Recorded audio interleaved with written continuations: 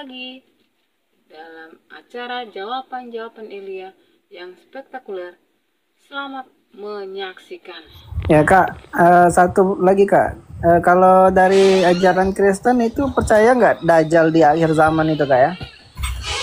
Kami tidak percaya Dajjal ya. Saya tidak tahu Dajjal itu. Nah, Dajjal itu adalah murni ide teologinya Islam. Tapi kami percaya dengan satu sebutan, yaitu antikristus. Antikristus dengan the Antichrist, sang antikristus dengan antikristus kecil-kecil itu berbeda. The Antichrist ada sang antikristus. Itulah nanti yang akan menyatakan diri sebagai Allah, yang di dalam 1 Tesalonika 2 ayat 4 itu loh.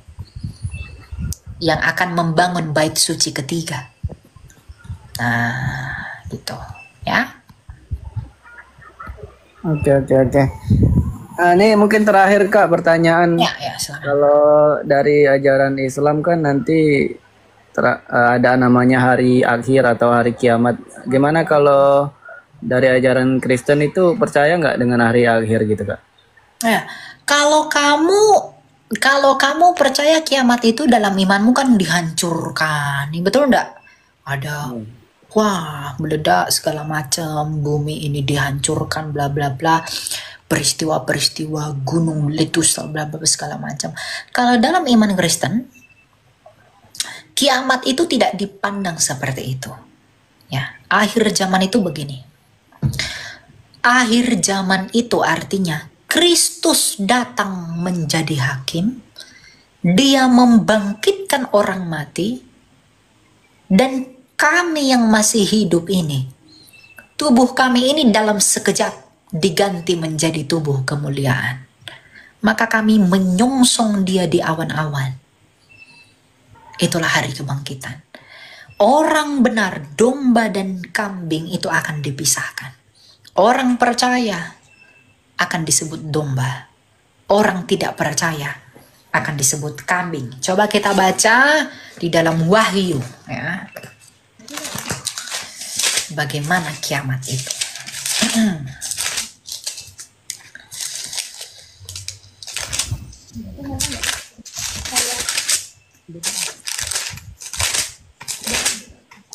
Ya. Nah, Wahyu 7 ayat 9. Setelah itu aku melihat sesungguhnya suatu kumpulan besar orang banyak yang tidak dapat dihitung jumlahnya, dari segala bangsa, suku, umat, dan bahasa, berdiri di hadapan dan di tahta anak domba, memakai jubah putih dan memegang daun-daun palem di tangan mereka. Dengan suara nyaring mereka berseru, keselamatan ada pada Allah yang duduk di atas tahta dan pada anak domba. Orang Katolik, orang Ortodoks, orang Protestan, orang karismatik, dan lain-lain, mau di Papua, mau di Jakarta, mau di Amerika, mau orang Batak, mau orang Cina, mau orang Sunda, orang bule, itu semua akan dikumpulkan yang adalah orang percaya di hari akhir. Nah, bumi ini bagaimana? Bumi ini itu tidak akan dihancurkan, tapi akan diperbaharui menjadi baru. Kita lihat ayatnya dalam Wahyu. Menjadi baru, langit bumi yang baru. Nah, ini Yesus sendiri yang ngomong. Nah, cobalah. Wahyu 21. Lalu aku melihat langit yang baru dan bumi yang baru, sebab langit yang pertama telah dan bumi yang pertama telah berlalu dan laut pun tidak ada lagi. Aku juga melihat kota yang kudus Yerusalem yang baru turun dari sorga, dari Allah yang berhias bagaikan pengantin perempuan yang berdandan untuk suaminya. Lalu aku mendengar suara yang nyaring dari tahta itu berkata, lihatlah kemah Allah ada di tengah-tengah manusia dan ia akan tinggal bersama-sama mereka. Mereka akan menjadi umatnya dan Allah sendiri akan menyertai mereka sebagai Allah mereka. Ia akan menghapus segala air mata dari mata mereka, dan maut tidak ada lagi. Tidak akan ada lagi perkabungan atau ratap tangis atau duka cita, sebab segala sesuatu yang lama itu telah berlalu. Ia yang duduk di tahta itu berkata, lihatlah, aku menjadikan segala sesuatu baru. Jadi Tuhan kami itu tidak akan lempar bumi, hancurkan ini, enggak. Tapi oleh kuasanya, Dia akan memperbaharui alam semesta. Itu menjadi baru, sama seperti keadaan semula sebelum jatuhnya Adam dan Hawa ke dalam dosa. Sama seperti air bah yang membersihkan orang-orang Nefilim dari generasi Nuh ke bawah. Seperti itulah kelak pembersihan Kristus. Bahwa langit dan bumi yang lama yang penuh dosa ini akan diperbarui, direstart ulang oleh Kristus menjadi langit dan bumi yang tanpa dosa dan tanpa penderitaan. Maka disitulah kami orang-orang kudus akan ditempatkan dalam kekekalan, di mana ratap tangis, duka cita, dan kematian tidak ada, di mana kami akan disinari oleh cahaya keilahian Sang Bapa dan dipimpin oleh Kristus, Putra Allah itu. Jadi kami tidak akan melihat Sang Bapa, tapi kami akan hidup di bawah terangnya Sang Bapa, karena Allah itu adalah terang. Kami hanya akan melihat Yesus, kami tidak bisa melihat Bapa, tapi terangnya Sang Bapa akan menyinari kami, dan malam hari tidak ada lagi. Gitu, itulah akhir zaman di kami. Maka kami akan hidup seperti malaikat di surga, tanpa perkawinan, tanpa aktivitas seks, tanpa dosa. Itulah yang disebut dengan kedamaian yang sejati. Artinya kami dikembalikan seperti keadaan Adam dan Hawa sebelum kejatuhannya ke dalam dosa. Itulah misinya Kristus. Langit bumi baru. Gitu ya. Oke Kak, terima kasih untuk penjelasannya Kak. Ya, ada Ya. lagi kamu tanya? Kalau pertanyaan sih sebenarnya banyak Kak, tapi ini komentarnya banyak nggak sabar lagi. Oke, kasih kesempatan yang lainnya Kak. Oke, ya udah, Tuhan Terima berkati kasih, ya. Ya.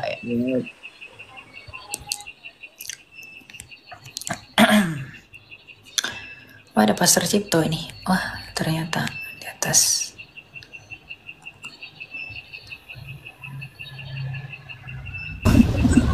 Shalom, Pastor. Shalom Melia, luar biasa. Shalom, apa kabar, Shalom. Pastor? Ya, Sehat selalu ya. sehat ya, Elia. Ya. Saya sapa dulu semua yang dalam ruangan. Ya, silakan. Ya, shalom semua. Semua dipenuhi sukacita selalu, diberi umur panjang di tangan kanan tanpa terkecuali, di tangan kiri diberi kekayaan kemuliaan dalam berkenan Tuhan Yesus. Amin. Ya. Ini juga paralel di YT enggak, Elia? Enggak ya? Anda belum mulai, Pastor. Oke, silakan. Oke, gitu ya. Oke, silakan Butterfly, ada yang mau ditanyakan? Halo, Shalom Elia, Shalom Pastor, Shalom buat teman-teman di TikTok. Ya, Jadi shalom. Elia kan jadi kan aku dengan Yeni ya, aku kan ada pelayanan namanya Butterfly Ministry.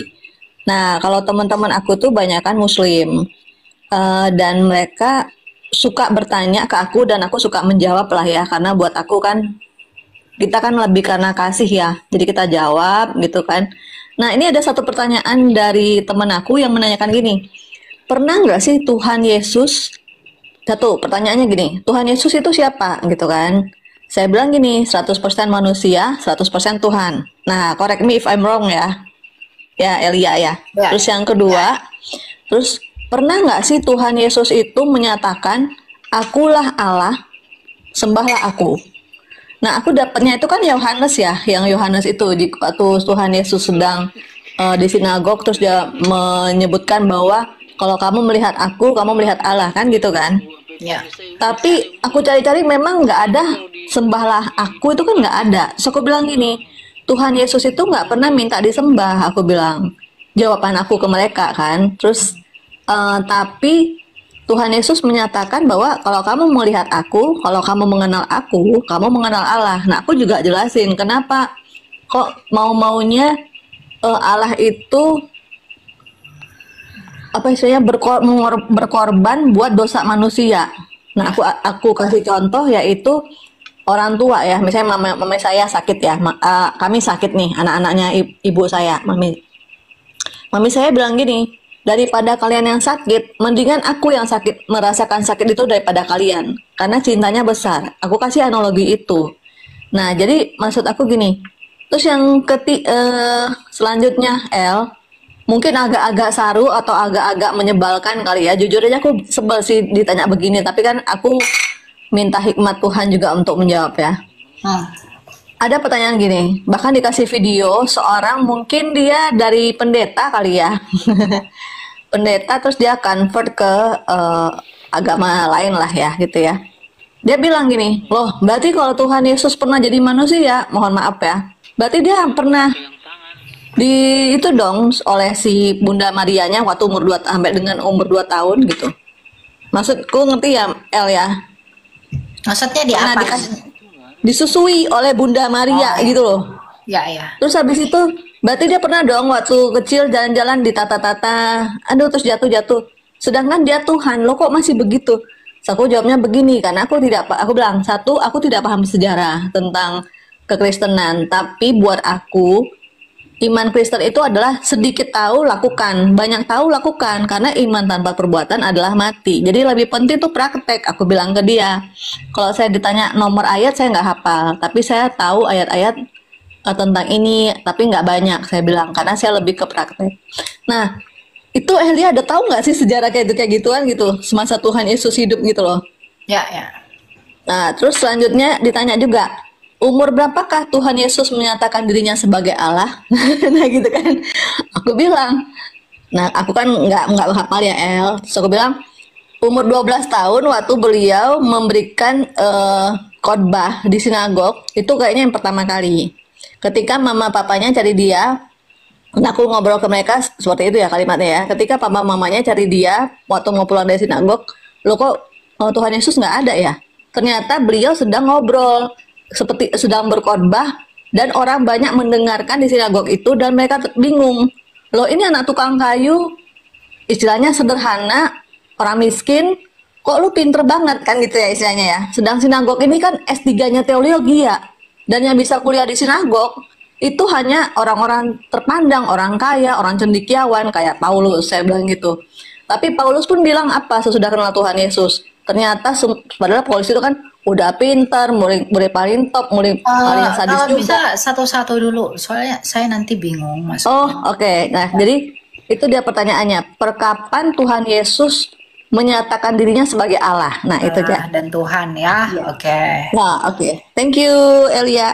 Kapan Yesus menyebut dirinya Allah Tuhan dan menyembah Dia? Yang kedua tadi apa tadi? Apakah dia mengalami kemanusiaan seperti manusia juga, yaitu disusui, gitu-gitu.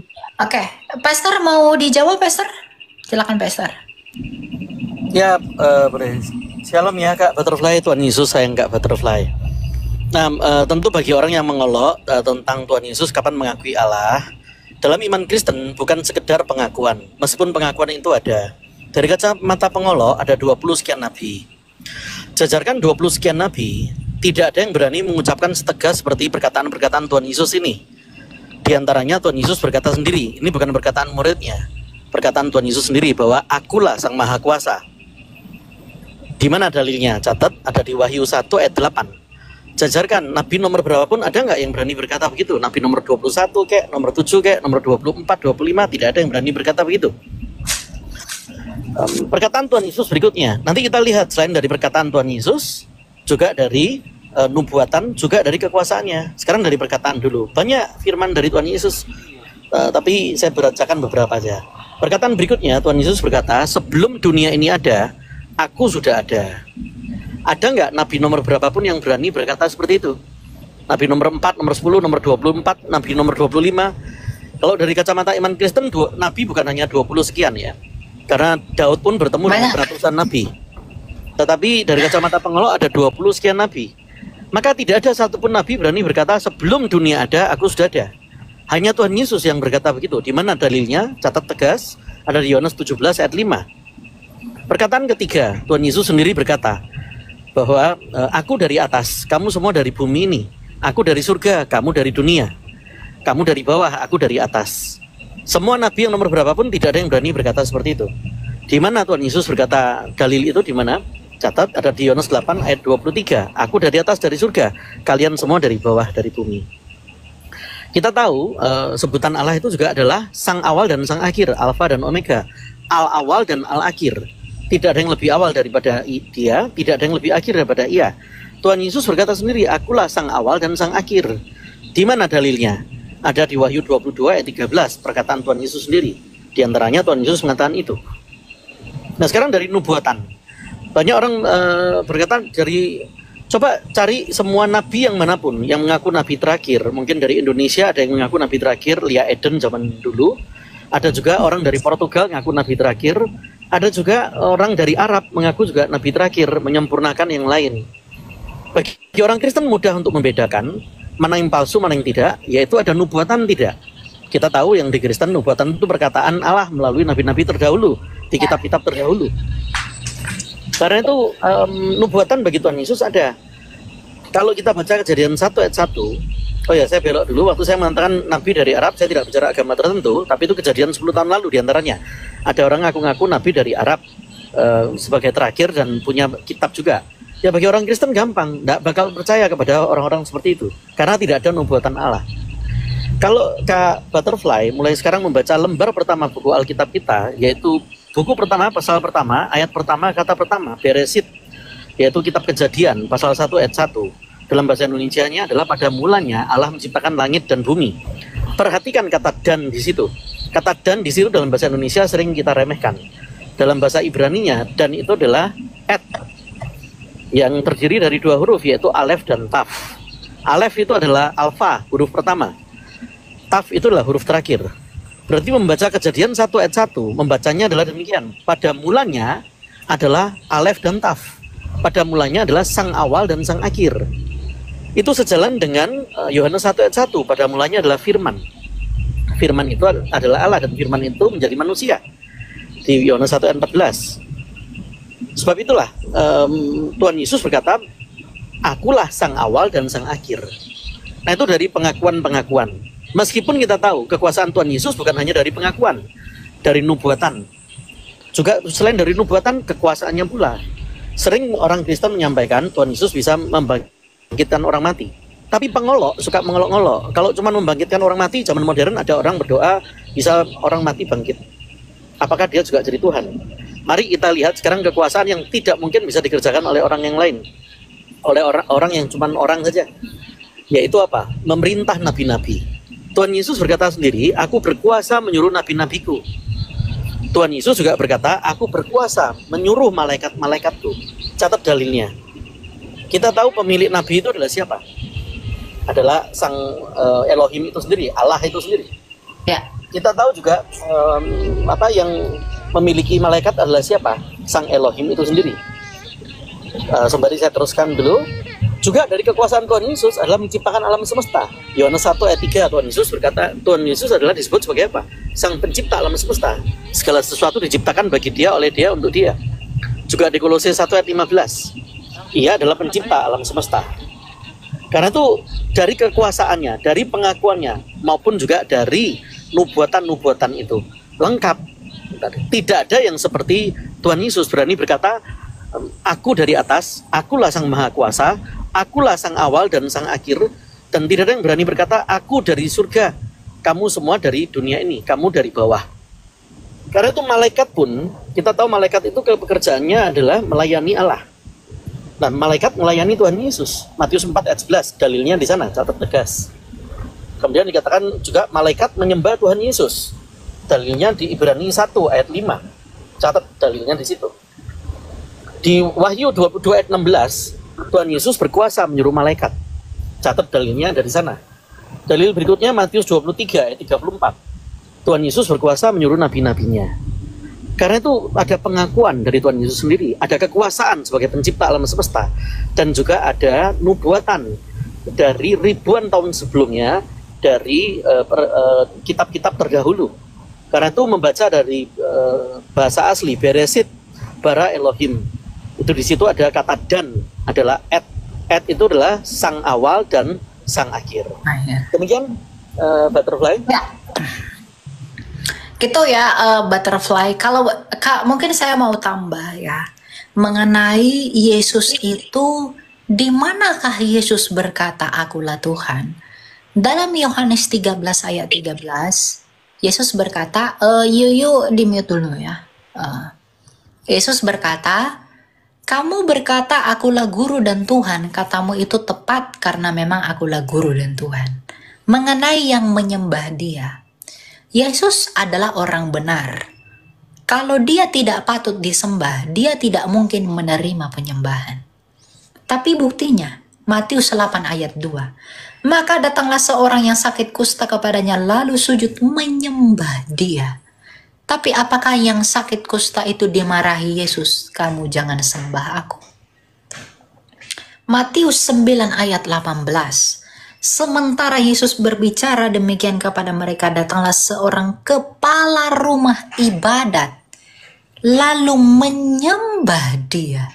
Kepala rumah ibadat menyembah Dia. Tapi apakah Yesus menolak penyembahan kepala rumah ibadat itu? Tidak. Yohanes 9 ayat 38 katanya, aku percaya Tuhan, lalu sujud menyembahnya. Di sini Yesus disebut sebagai Tuhan dan Dia disembah.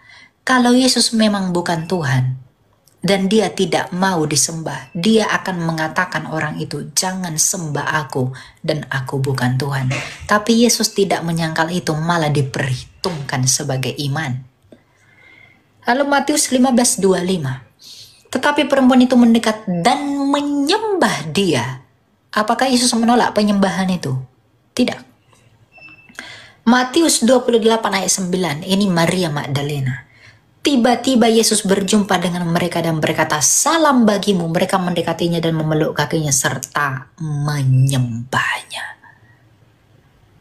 Yesus itu disebut Tuhan dan disembah, tapi Dia tak menolak penyembahan. Dan Dia tak menolak disebut Tuhan, malah diperhitungkan sebagai iman. Artinya Yesus memang demikian. Masalah kapan Yesus disebut Tuhan? Lukas 2 ayat 11. Hari ini telah lahir bagimu Kristus Tuhan di kota Daud. Malaikat yang mengatakan bahwa Yesus adalah Tuhan.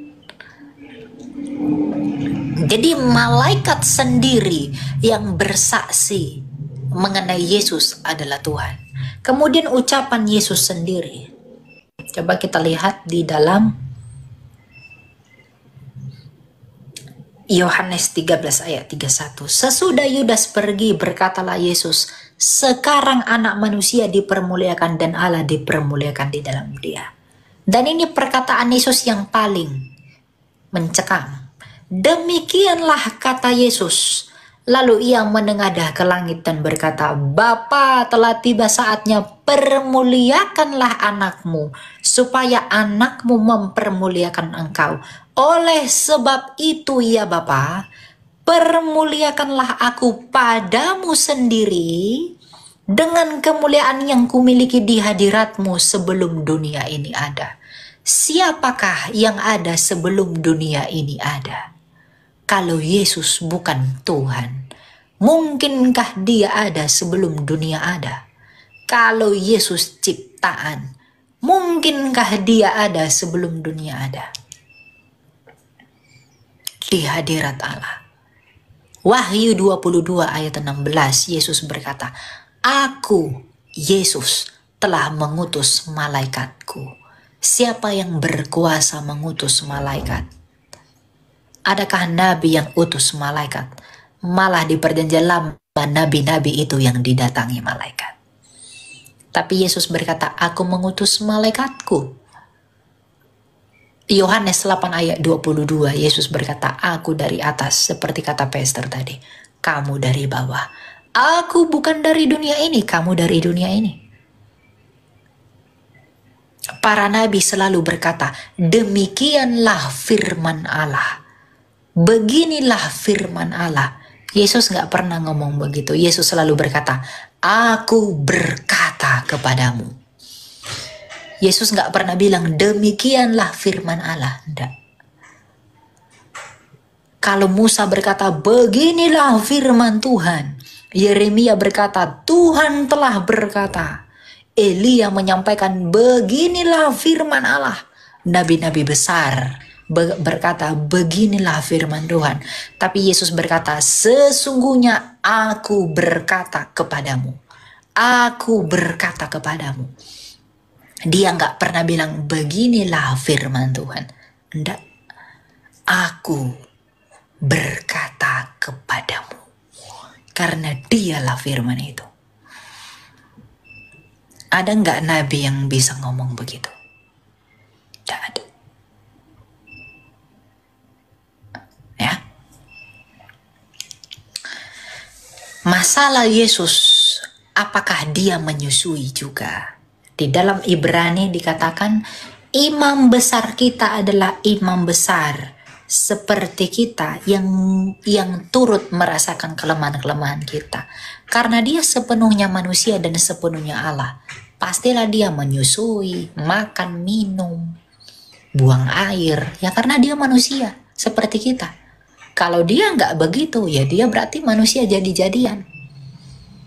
Jadi dia manusia seperti kita biasa. Gitu ya. Butterfly gitu ya. Aduh, keren banget. Saya sampai merinding dan saya record dan saya catat juga untuk membantu teman-teman saya juga yang rindu sama Tuhan Yesus. Terus, Kak, ini satu lagi, Kak. Kapan Tuhan Yesus pertama kali menunjukkan ketuhanannya, umur berapa? Tadi saya sebutkan umur 12. Apa benar, Kak? Kamu menyebutkan dia umur 12 gini. Ketuhanan Yesus itu kan merujuk kepada kepenguasaannya. Yesus mengungkapkan kepenguasaannya itu ketika dia mau naik ke surga. Matius 28 ayat 18. Segala kuasa telah diberikan kepadaku. Segala kuasa di surga dan di bumi telah diberikan kepadaku. Dia membuktikan ketuhanannya itu melalui kebangkitannya. Dia mau mengatakan, maut telah kukalahkan, akulah kebangkitan dan hidup itu. Yesus berkata, akulah kebangkitan dan hidup. Dan dia membuktikan ucapannya itu dengan bangkit dan hidup kembali. Nggak omong kosong dia. Dibuktikan. Disitulah puncaknya dia akan dimuliakan. Gitu. Ya. Kak, satu lagi, Kak, untuk itu juga lebih penegasan lagi, kok mau-maunya Tuhan menebus dosa manusia gitu? Ya, kasihnya, Yohanes 3 ayat 16. Karena begitu besar kasih Allah akan dunia ini, sehingga dia mengaruniakan. Siapa yang dikaruniakan?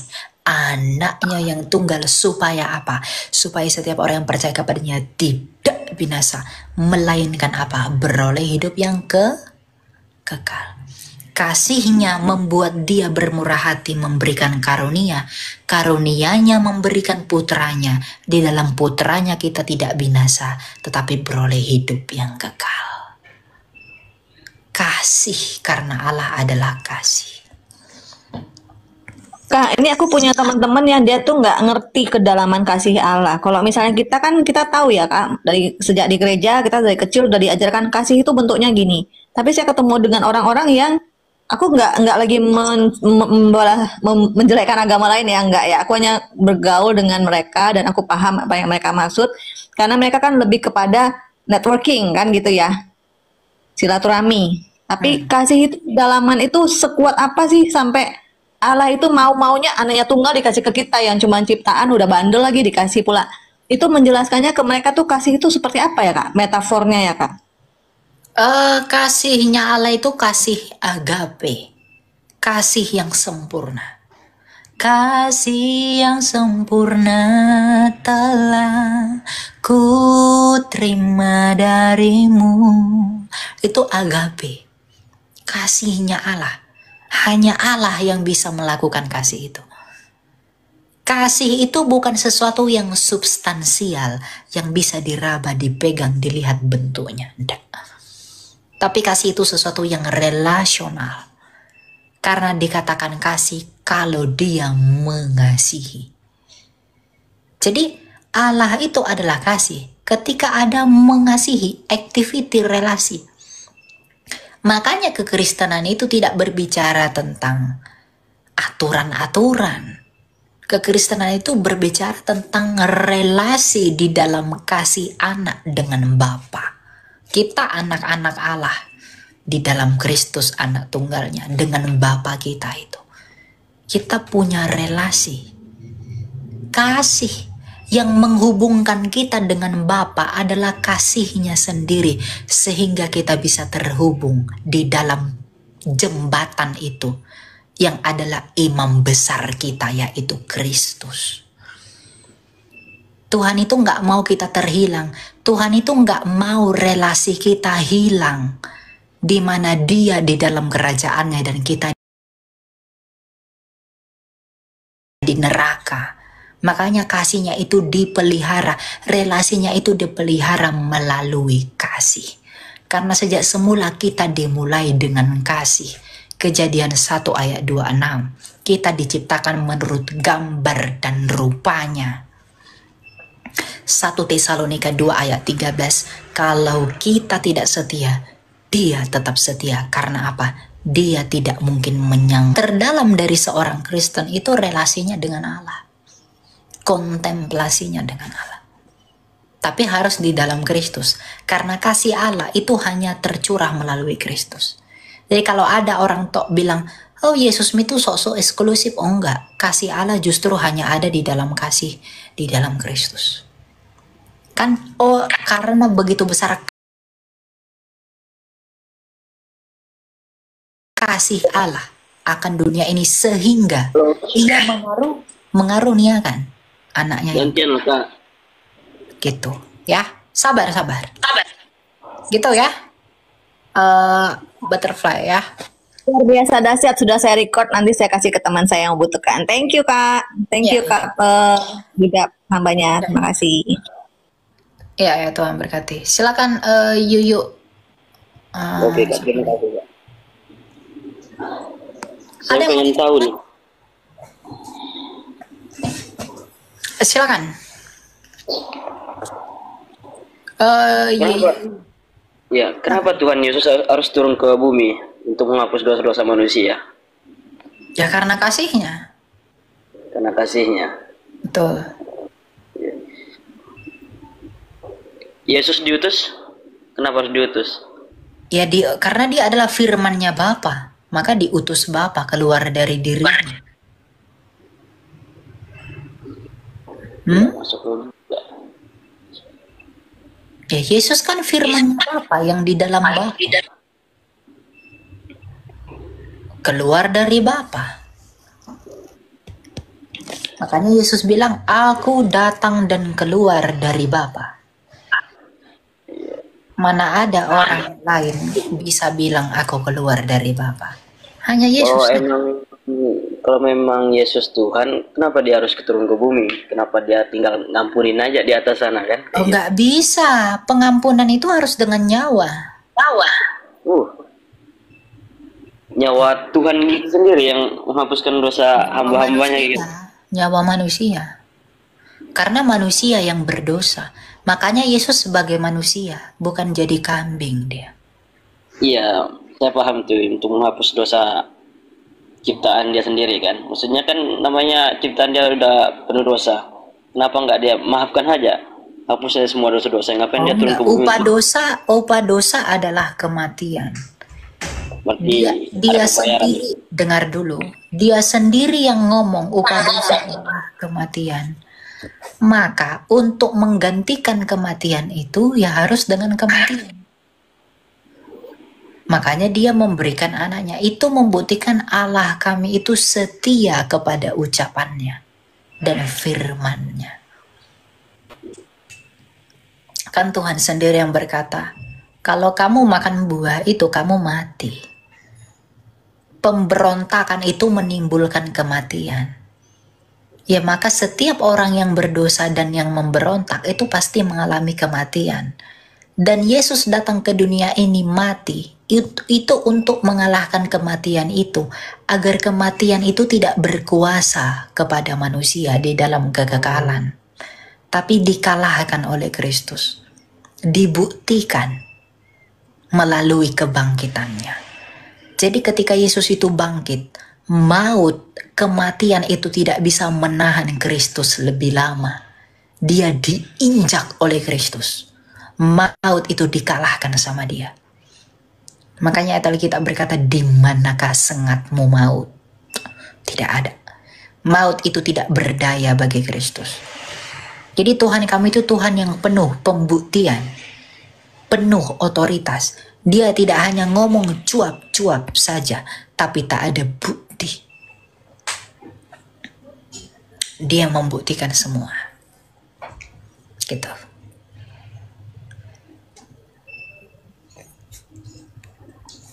Gitu ya.